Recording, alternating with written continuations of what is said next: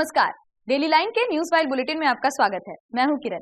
इस बुलेटिन में हम आपको बताएंगे कि प्रधानमंत्री नरेंद्र मोदी ने झारखंड में चुनाव प्रचार के दौरान कांग्रेस पर क्या आरोप लगाए और बताएंगे कि महाराष्ट्र चुनाव के लिए महायुति और एमवीए ने अपने अपने घोषणा पत्र में क्या बड़े वादे किए हैं।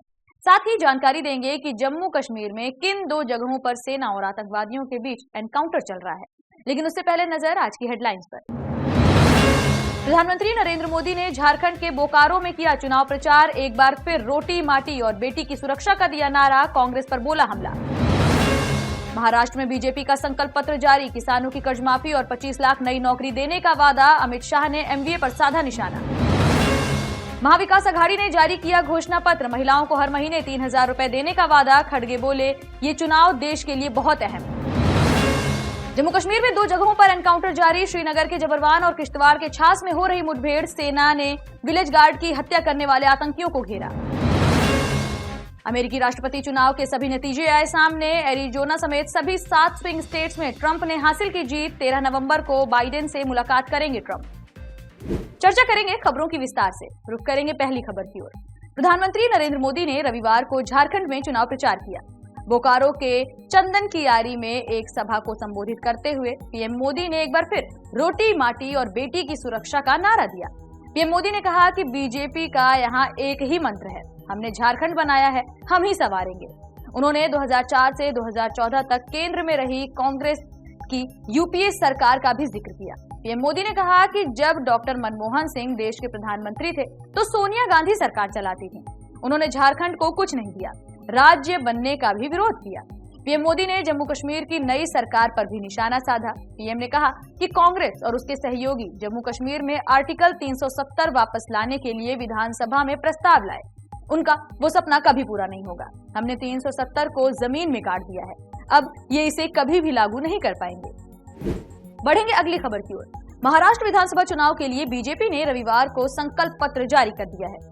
गृह मंत्री अमित शाह ने पार्टी के घोषणा पत्र को सार्वजनिक किया। बीजेपी ने अपने घोषणा पत्र में 25 लाख नौकरियां देने, महाराष्ट्र का पूर्ण विकास करने, किसानों के लिए भावांतर योजना, कर्ज माफी, स्किल सेटर्स और महिलाओं को 2100 रुपए देने का संकल्प लिया है। यहाँ पर गृह मंत्री अमित शाह ने कहा कि बीजेपी का संकल्प पत्र आकांक्षाओं का प्रतिबिंब है। इस मौके पर उन्होंने विपक्षी गठबंधन महाविकास अघाड़ी पर जमकर निशाना भी साधा। वहीं मुख्यमंत्री पद को लेकर गृह मंत्री अमित शाह ने एक बड़ा बयान भी दिया।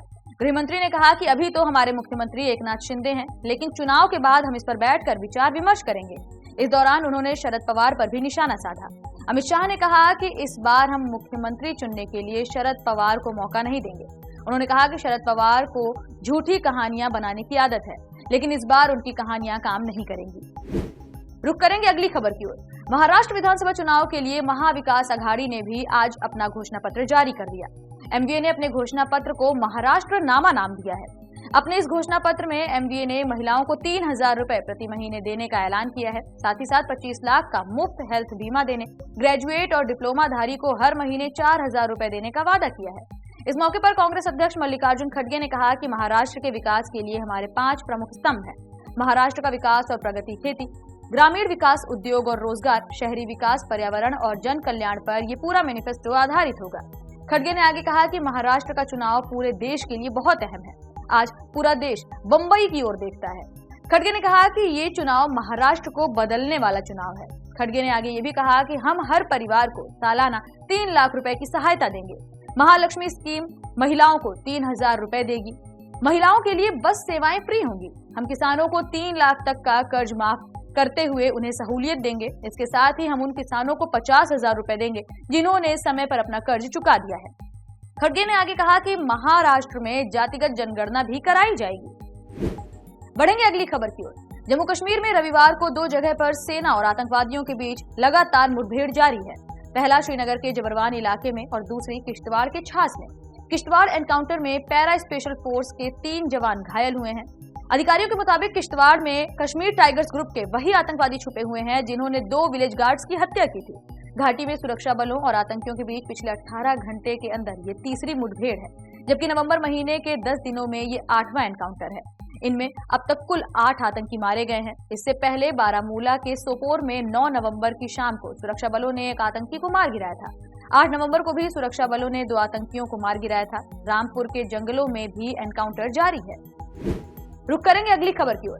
दिल्ली में कनाडाई दूतावास के हिंदू सिख ग्लोबल फोरम के कार्यकर्ताओं ने विरोध मार्च निकाला। प्रदर्शनकारियों में महिलाएं भी शामिल रहीं। 4 नवंबर को कनाडा के ब्रैम्पटन में हिंदू मंदिर पर हमले के विरोध में ये सभी दिल्ली में कनाडाई दूतावास के सामने प्रदर्शन करते नजर आए। सैकड़ों की संख्या में हिंदू संगठनों और फोरम के कार्यकर्ताओं ने मंदिर पर हुए हमले का विरोध किया।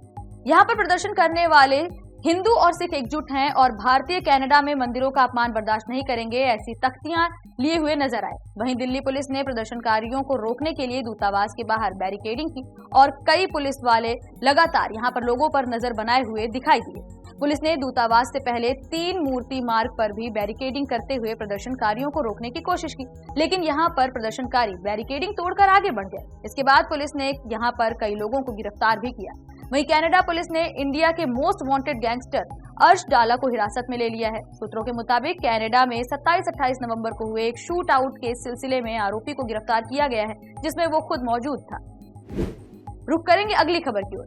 अमेरिका में राष्ट्रपति चुनाव के सभी नतीजे सामने आ गए हैं। डोनाल्ड ट्रंप ने अमेरिकी राज्य एरिजोना में भी जीत हासिल कर ली है। इसके साथ ही उन्होंने सभी 7 स्विंग राज्य भी जीत लिए हैं। एरिजोना की 11 सीटें ट्रंप के खाते में आई हैं।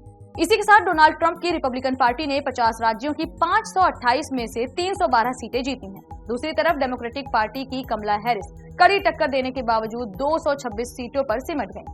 वहीं अमेरिकी राष्ट्रपति जो बाइडेन बुधवार यानी 13 नवंबर को सत्ता का शांतिपूर्ण हस्तांतरण सुनिश्चित करने के लिए अगले राष्ट्रपति डोनाल्ड ट्रंप से मुलाकात करेंगे।